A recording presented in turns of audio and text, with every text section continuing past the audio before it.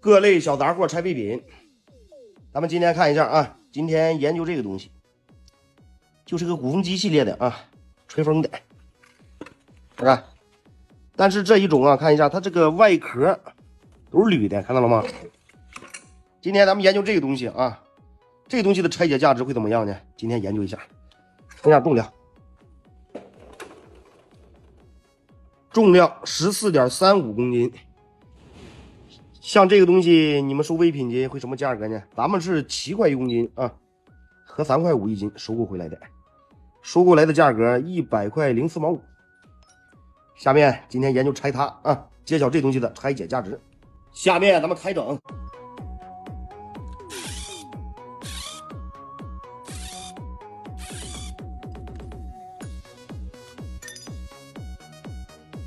啊，还有泥呢。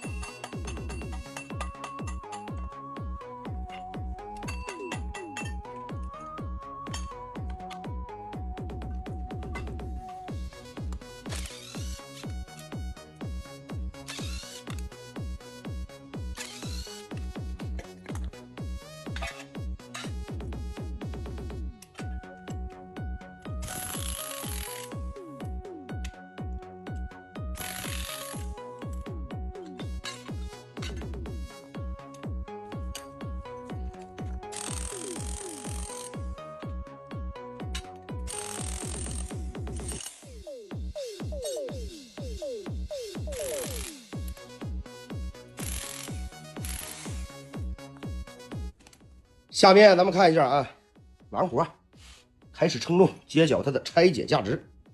先称一下出的铜，出了 0.9 公斤铜，再称一下它出的铝 7.3 公斤，这铝不错啊，挺干净。剩下的就归为废铁了啊，咱们就不称了。你们可以拿自己的计算机啊，按照自己卖废品的价格算一下。我刚算了一下啊，这东西的拆解价值挺牛啊，已经超过1万1吨了啊。好了，今天咱们就给大家分享到这啊。有用的朋友们可以点赞收藏啊，点红心加关注，给大家分享更多的废品拆解。